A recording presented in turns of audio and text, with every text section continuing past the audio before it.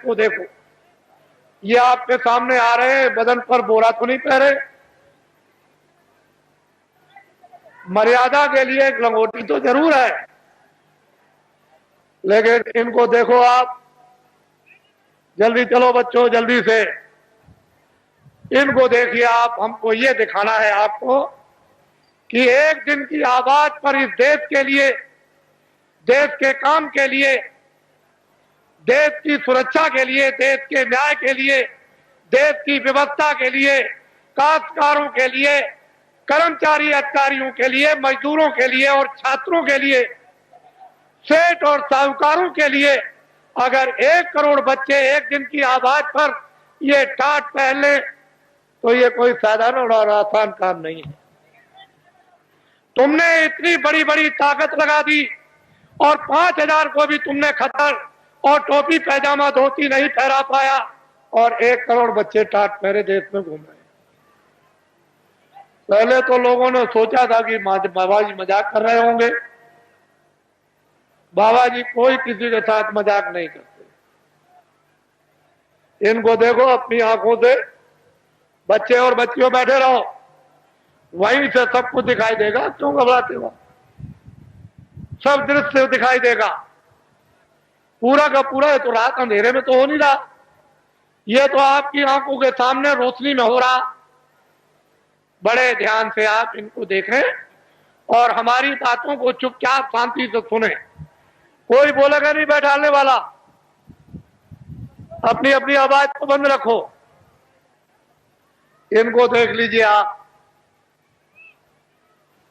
फिर इस बात को बड़े ध्यान से सुने कि दिल्ली की लोकसभा में 1 साल का खर्चा जो एमपी जो दिल्ली में उस पार्लियामेंट लोकसभा में बैठते हैं, साल भर का लोकसभा का केवल खर्चा 35 अरब का। कितने अरब का? जोर से बोलो। 35 अरब का। इस भारत की आबादी यानी भारत की जनसंख्या 2 अरब की। कितने अरब की? जोर से बोलो, कितने अरब की? मैं आपकी बुद्धि से पूछना चाहता हूं कि दिल्ली की लोकसभा में एमपी बैठ करके, शासन करने वाले बैठकर ढंढोरा पीट कर अखबार रेडियो पर कि 80 करोड़ 80 करोड़ और 80 करोड़ का लोकसभा में बैठ करके बजट बनाया जाए, तो मैं आपसे मोटी बुद्धि से पूछना चाहता हूं,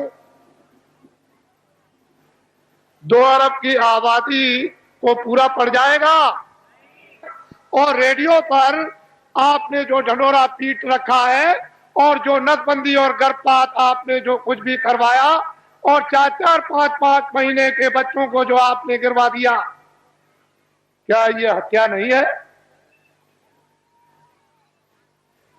ये अपराध नहीं है? अंग्रेजों के राज में एक भी अगर गर्भपात गिराया जाता था और पता चल जाए अधिकारियों को तो न्यायालयों में जाकर के उसको सजाए मौत की सजा होती थी। आए देशवासियों, क्या वो कोई कानून नहीं था? इतने आपने गर्भपात गिराए, इतनी नसबंदी कर्मचारी अधिकारियों की आपने इमरजेंसी में इनको पकड़कर, सेठ साहूकारों को, इन देवियों को और बच्चों को पकड़कर आपने इतना बड़ा, आपने जनसंख्या की कमी के लिए आपने जो काम किया, और इस समय पर 2 अरब की आबादी है। बोलिए आप फेल हो गए कि नहीं? बोलिए फेल हुए कि नहीं? हमने भी मेरठ देखा था 50 साल पहले। हमने भी दिल्ली 50 साल पहले देखी थी। एक मामूली सी दिल्ली थी, वो चांदनी चौक के इर्द गिर्द ही आबादी थी और बाकी दिल्ली में कुछ नहीं था। हमने अपने आंखों से देखा था। आज उस दिल्ली को देखिए तो एक जो दिल्ली से 30-40 मील की दूरी पर गांव भी होगा, वो भी शहर बच गया। हमने देखा। आपने सबसे पहले आपने प्रजातंत्र में ये शासन करने वालों ने अपराध किया है कि इस जनता प्रजातंत्र जनता के सामने आपने जनता की चोरी की और ये अभी तक आपने नहीं बताया कि भारत की आबादी इतनी है। बोलिए अपराध है कि नहीं? बोलिए, है अपराध। ये सबसे बड़ा अपराध भारतीय संविधान ये कहता है, बड़ा भारी अपराध है। जनता की प्रजातंत्र में चोरी नहीं करनी चाहिए। और आपने क्यों चोरी करके रखा इसको मैं बताना नहीं चाहता। मैं आपसे सबसे ये पूछना चाहूंगा, आप तो गृहस्थ आश्रम में बाल बच्चों में रहते हो, क्या आदमी अपनी स्त्री से कोई घर का या बाहर का राज छुपा सकता? कोई आपका गोपनीय भेद आपका यानी स्त्री से आप छुपा लेंगे? तो जब घर का और बाहर का कोई भेद स्त्री से नहीं छुप सकता है तो क्या कोई फरिश्ते ऊपर से उतर आए? मान लो अगर कोई विदेशी देश का आदमी विदेशी देवी से औरत से शादी करे तो शायद हो सकता है कि वो बहुत बड़ा हो गया है, वो अपनी स्त्री से अपना राज छुपा लेगा? नहीं छुपाएगा। तो ये बताओ कि देश का आदमी विदेशी औरत से शादी चलते फिरते में करे, मंदिर भी ना हो और मस्जिद भी ना हो और मुल्ला भी ना हो और पंडित भी ना हो और दरिया का किनारा भी ना हो और कोई मंदिर और मठ भी ना हो, गिरजाघर भी ना हो, और चलते में अगर शादी कर ले तो उसको राजा बना दोगे? तो आपने ये सबसे बड़ी गलती क्यों की? भारत के प्रधानमंत्री ने विदेशी स्त्री से शादी की है और आपने ये अपराध क्यों किया कि उसको राजा बनाया? क्यों आपने ये अपराध कर डाला, ये बताइए। ये देश के लिए, जनता के लिए, ये अपने गौरव के लिए, अपनी जाति समाज के लिए ये क्या छोटा अपराध है? अब ये बताइए, जब आपने प्रधानमंत्री राजा बना दिया तो कोई गोपनीय अपनी स्त्री से राज छुपा सकता है? तो ये सिद्ध और साबित हो गया कि मंत्रालय का, फौज का और उनका और जो योजना बनाते हैं, जो कमजोरियां हैं इस प्रजा की, इस जनता की, इस देश की, इस हथियारों की, उड़ने वाले हो, मारने वाले हो, जो कुछ भी फैक्ट्रियों का उत्पादन हो या संग्रह हो, वो सब विदेश में चला गया। मैं एक बात और आपको ये बताना चाहता हूं, उस समय पर ये राष्ट्रपति जो आए तब तो नहीं थे, लेकिन हमारे सरदार राष्ट्रपति थे जो रिटायर हो गए। उस समय पर यानी भारत की टकसाल करेंसी विदेशों में छपने के लिए दे दी गई। टकसाल और करेंसी विदेशों में छपने के लिए दे दी गई। भारत का संविधान और भारत की नीति, आप एमएलए और एमपी और मतलब यह है कि जो भी संसद सदस्य हों वो राष्ट्रपति से शपथ ग्रहण करते हैं कि हम अपने भारत का, भारत की जनता का, भारत के विकास का और फौज का और फौज के सामान का हम कोई भी प्रतिज्ञा करते हैं गोपनीय भेद किसी विदेशी को नहीं बताएंगे और अपनी करेंसी किसी विदेश में नहीं छपवाएंगे।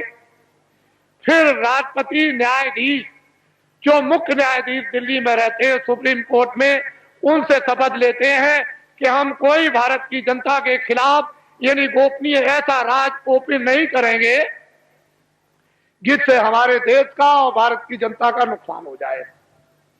और अगर आप ये गोपनीय राज भारत और भारत की जनता का, फौज और फौज के सामान का अगर आपने ओपन कर दिया तो संविधान का अपराध आप लोगों को लग गया।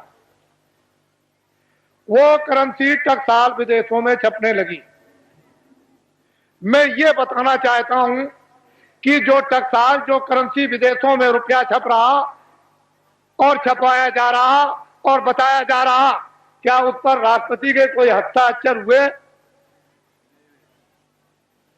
आपको ये बताया गया राष्ट्रपति द्वारा कि हस्ताक्षर हो गए राष्ट्रपति के विदेश में भारत की करेंसी इस देश को चलाने के उत्पादन के लिए और खुद और समृद्धि के विकास के लिए बाहर छपाई जाएगी?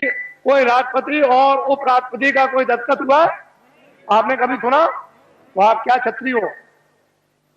क्या हो आप? कौन सी मूछ लगाई आपने, कौन से बाल लगाए? और फिर क्या तुम क्षत्रिय हो, क्या रखते हो बुद्धि, और क्या तुम वीरता रखे हो? तुम्हारे पास में क्या ज्ञान है? ये तो भारतीय संविधान कहता है। इतना बड़ा राज इस भारत की जनता के साथ, विकास के साथ और देश के कानून के साथ ये पूरा जो इतना खिलवाड़ किया गया, ये क्षमा योग नहीं है। मैं कुछ नहीं कहना चाहता। आपकी तकलीफ जो इस मंच पर पटकते हो, दर्दों को, उसकी वजह से मुझको ये सब आपके सामने आना पड़ा। और मैंने तो अभी कुछ नहीं कहा, इसमें क्या मसाला भरा हुआ आपको तो कुछ मालूम नहीं है। ये तो मैं आपको बताना चाहता हूं।